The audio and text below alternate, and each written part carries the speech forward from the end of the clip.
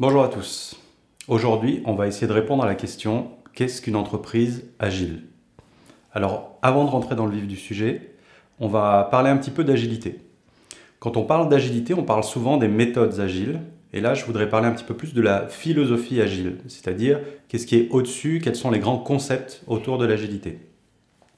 Quand on parle d'agilité, on parle souvent de s'adapter à un contexte incertain. Ça veut dire quoi, s'adapter à un contexte incertain? C'est tout simplement se dire que quand on démarre un projet, il y a un certain nombre de facteurs qui font qu'on n'est pas capable exactement de savoir qu'est-ce qu'on voudra à la fin du projet.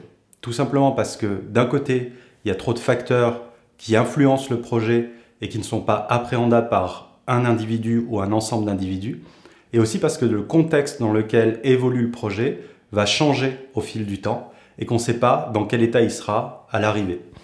Donc ce qu'on essaye de faire quand on parle d'agilité, c'est d'avancer pas à pas, de manière à s'adapter au fur et à mesure aux événements qui vont survenir et au contexte qui est changeant. Alors, quand on parle d'agilité, il y a un certain nombre de concepts qui reviennent régulièrement. Et le but ici, ça ne va pas être de tous les énumérer, parce qu'il y en a beaucoup, mais on va essayer de se concentrer sur ceux qui sont utiles pour comprendre l'entreprise agile. Le premier point tourne autour de l'humain, et plus précisément, il va y avoir deux aspects sur lesquels on va se concentrer. Le premier, c'est l'aspect collaboratif. En effet, dans la plupart des méthodes agiles, on met l'accent sur le fait de faire travailler l'ensemble des parties prenantes d'un projet. On les fait travailler ensemble tout simplement parce que plutôt que d'avoir une relation verticale de donneur d'ordre des uns vers les autres, on se dit que le fait de les faire collaborer les uns avec les autres de façon horizontale va apporter plus de valeur. Et on apporte plus de valeur grâce au second point, qui est l'autonomie et la responsabilisation des individus. En effet, plutôt que d'avoir des personnes qui vont exécuter des tâches, on part du principe qu'il est préférable d'avoir des personnes qui sont en capacité d'exercer leur expertise et donc de prendre les bonnes décisions dans leur domaine de compétences. Le deuxième concept est lié à l'adaptabilité au changement. En effet, en agilité, on ne voit pas le changement comme étant quelque chose de négatif. On le voit plutôt comme une opportunité, car on sait que le contexte dans lequel évolue le projet va changer au fur et à mesure et qu'on va avoir des embûches. Donc plutôt que de les combattre, on va les intégrer comme faisant partie prenante du projet, de manière à s'adapter à chaque étape et faire en sorte, à l'arrivée, d'avoir quelque chose qui correspond le plus possible à la réalité. Le troisième concept tourne autour de ce qu'on appelle l'amélioration continue. Alors l'amélioration continue, c'est quelque chose d'assez simple. Ça consiste à dire que plutôt que de dérouler un projet dans son intégralité, on va avancer pas à pas et à chaque pas, on va se retourner en arrière et on va regarder ce qu'on a bien fait et là où on a eu plus de difficultés.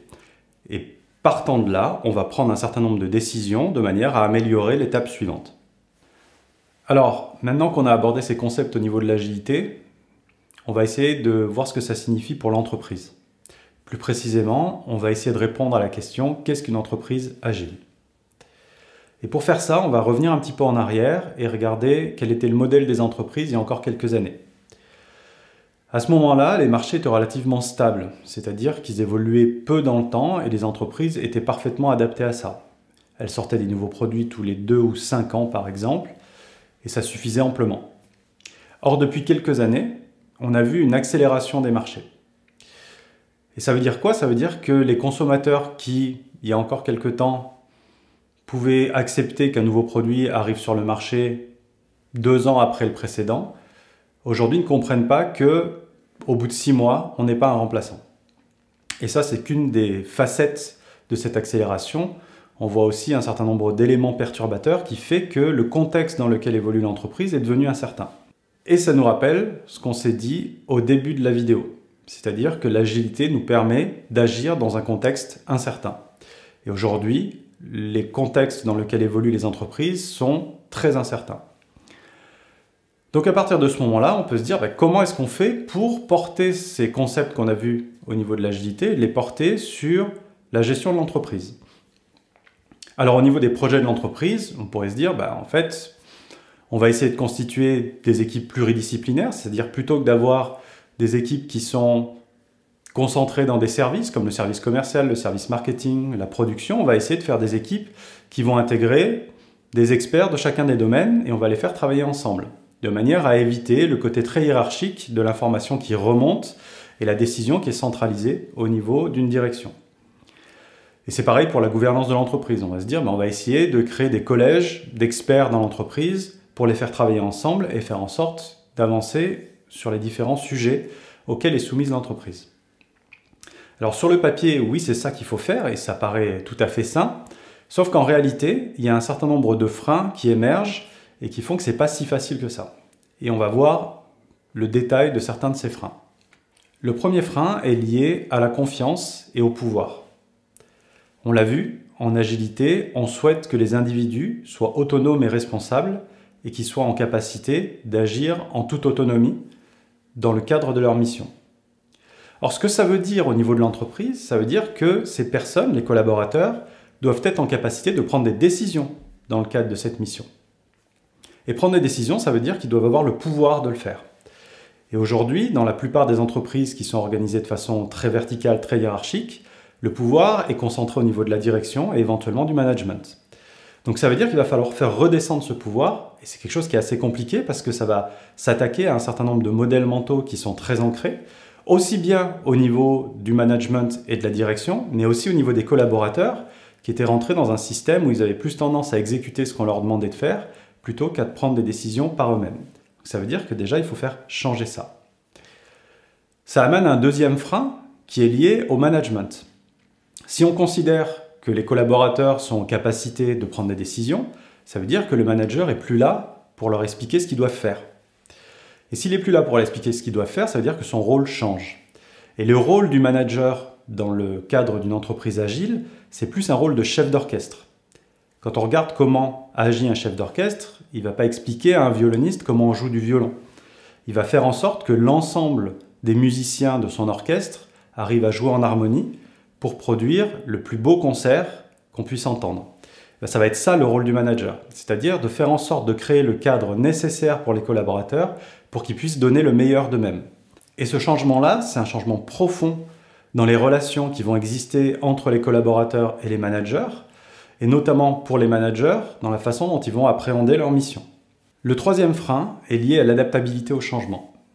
On l'a vu, dans l'agilité, on intègre le changement comme un constituant du projet. C'est-à-dire qu'on ne le prend pas comme un élément négatif, mais comme une opportunité, et en tout cas comme quelque chose qui va forcément survenir.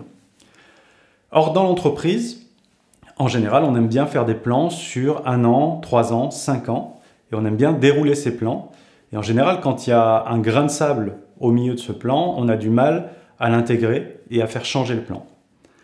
Or, aujourd'hui, les contextes sont relativement incertains, et quand on établit un plan à un instant T, on a du mal à être sûr qu'il soit toujours valable au bout d'1 an, encore moins au bout de 3 ans et sûrement pas au bout de 5 ans. Et ça fait changer beaucoup de mentalité, c'est-à-dire que de se dire qu'on ne va pas forcément faire de plan, ou du moins que ce plan n'est pas gravé dans le marbre et qu'il peut changer, ça veut dire qu'on va devoir changer dans l'entreprise la façon dont on va dérouler les choses. Et ça nous amène à un dernier point qui est lié à l'amélioration continue. On l'a vu, l'amélioration continue, c'est une capacité à s'arrêter régulièrement, à regarder en arrière et à se dire qu'est-ce qui va bien et qu'est-ce qu'on peut améliorer, qu'est-ce qui va moins bien, et donc de prendre des actions en conséquence. Or, les entreprises ont plutôt tendance à regarder toujours en avant. Et on le sait, on le vit tous les jours, on est pressé par le temps, et on passe d'une tâche à l'autre sans forcément prendre le temps de s'arrêter pour savoir si ça a été bien fait et comment on va faire pour améliorer la suivante. Or, c'est fondamental pour pouvoir agir dans un contexte incertain. Ça nous permet de nous adapter, ça nous permet aussi d'être plus efficace par la suite. Et l'ensemble de ces points font aussi qu'on doit accepter l'échec ou l'erreur comme faisant partie du projet ou de l'entreprise et de ne pas les voir comme des éléments négatifs, mais plutôt comme des facteurs favorisant l'innovation. Or aujourd'hui, c'est très compliqué parce que la plupart des entreprises ont tendance à stigmatiser l'échec plutôt qu'à le valoriser. Accepter l'erreur ou accepter l'échec, c'est surtout accepter le fait de pouvoir tester un certain nombre de choses et pouvoir revenir en arrière. Et donc valider les hypothèses qui ont le plus de valeur et ne pas valider celles qui ne sont pas forcément probantes. Donc on le voit, ce n'est pas forcément évident de transformer une entreprise vers un modèle d'entreprise agile. Mais ça peut se faire et le mieux c'est de le faire là aussi, petit pas par petit pas et d'apprendre au fur et à mesure. Donc peut-être commencer par un service, de voir quels sont les résultats et puis d'adapter au fur et à mesure sur les autres services de l'entreprise. Là aussi, il n'y a pas de recette miracle. On ne peut pas le faire d'un coup, c'est toujours quelque chose qui est lié à l'entreprise et au contexte dans lequel elle évolue. Donc c'est pour ça que c'est important d'apprendre au fur et à mesure du process. Donc on le voit bien, le fait de migrer vers un modèle d'entreprise agile a du sens d'un point de vue business pour s'adapter à des marchés qui sont très mouvants. Mais ça a aussi d'autres atouts. Le second, ce serait de devenir une entreprise plus résiliente. En effet, la capacité à s'adapter au changement permet d'intégrer dans les process de l'entreprise le fait qu'il y a des imprévus qui peuvent arriver à n'importe quel moment.